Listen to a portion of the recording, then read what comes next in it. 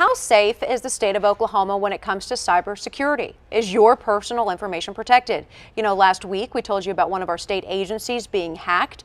Joining us now to talk about this topic, the Director of Cyber Command for the state of Oklahoma, Mark Gower. Thank you so much for being along. Thank you for having me. I referenced the story we had just last week about one of our state agencies being hacked. Can you tell us exactly what happened?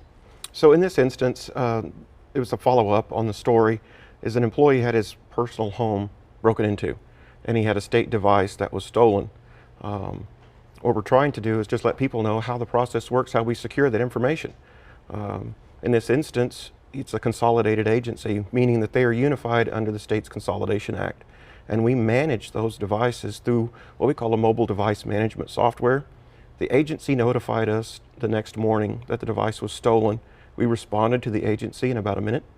We were able to identify that the asset was encrypted, and then we sent the wipe command. And then later that afternoon, we were able to confirm that the wipe command was done and finish the investigation and follow up with law enforcement to get the device back. What is a wipe command for somebody watching or someone like me who's not an expert? Sure. So the wipe command is an electronic signal that we send to the device that tells it to wipe all the data off of it. Okay. So it becomes unusable to anyone. So this story was the same story because we had two, one where a state agency was hacked and another where a state computer was stolen or state data may have been stolen. These two are the same story. Correct. Correct. Okay. Correct. Can you tell us what agency it was? So in this particular instance, we keep security events confidential. Okay.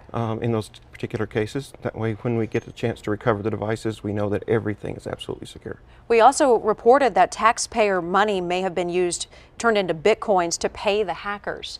Is that accurate information? So in that particular case, that's actually an ongoing case. So we don't really comment on those. We had a suspicion that that was occurring. And we're following up with that agency now just to make sure that that did not occur. How often does something like that happen, where you're having to pay off these people, turn taxpayer dollars into bitcoins? Does this happen more often than we know, or is it very, very rare? So in 2016, we had 10 cases of ransomware in the state systems. That's 38,500 desktops, 5,000 to 6,000 servers all around the state. I think our incidents are pretty low based off our size. But to answer your question more importantly, we have not paid any of the attackers. And that's our first, we have a playbook, if you will, called the State Cyber Response Plan that allows us to go through a process to try to get this data back. And the first thing is we don't pay the attackers. We try to recover the data. We also had a quote from you too, that you said every single week there are thousands of cyber events against the state that you have to monitor. Yes, ma'am. What kind of cyber events are you talking about? So we have anything from malware, infected websites that employees visit, emails that come in that may have malicious attachments or something of that nature to them, or direct targeted attacks by attackers just trying to penetrate our defenses constantly on a daily basis. We had in 2016 a total of just under 500,000 events. 500,000 events. What is the point of this? Are they wanting to get our information for identity theft? I mean, what are they trying to do here, these hackers? So the main point for most of these, the majority of them, is trying to get control of our PCs and our systems. If you think about if someone tries to infect your machine, they want to get data from it, and then if they can make your machine remotely attack someone else's machine. So the weaponization, if you will, of the state's network, the state IT systems, is something that we're constantly on guard for. Do you have any idea where these hackers are from? Are they domestic? Are they foreign? We talked a lot about in the election that Russian hackers may have infiltrated the recent presidential election. Do you have any idea where these hackers are from? I'd say this is a global problem. It is, okay. We see it from all over the world. We have to actually plot real time in the State Cyber Command exactly where these attacks are coming from, and they're at any point in time from anywhere all across the globe. You've worked for the state of Oklahoma, you said, for more than a decade now. Is this problem increasing exponentially as people are getting more and more access to technology, or has this been going on for a while? We're just now hearing about it.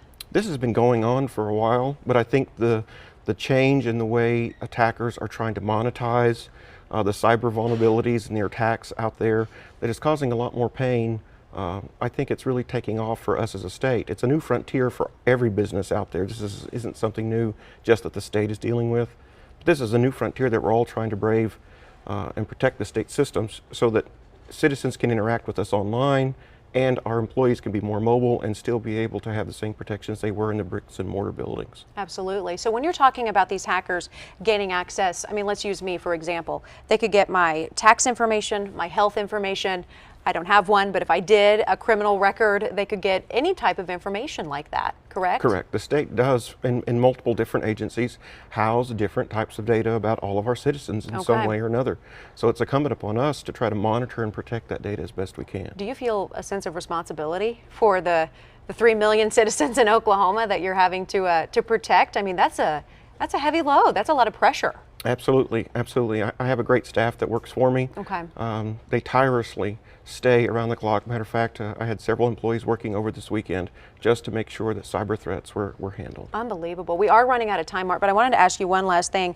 If you could pinpoint the biggest threat, maybe what keeps you awake at night? I mean, what would be the biggest thing facing our cybersecurity right now? The biggest thing is people's education. Understanding what's important to you and then how you secure your information systems. It's all incumbent upon the person to do this. We can put the best technology in place, but if your training, if they fool you, they can get past a lot of our automated systems. So it really comes back to the individual.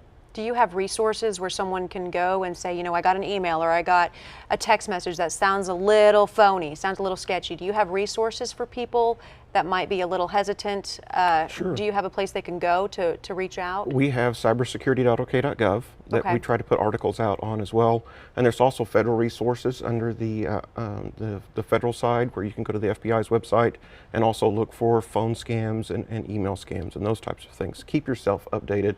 Keep yourself protected. And be careful what you post on social media. Absolutely. Be careful about that. Mark Gower, thank you so much. Really insightful. It's like the Wild West out there with the internet. I mean, it's a whole new frontier that y'all are having to deal with. We certainly appreciate the time.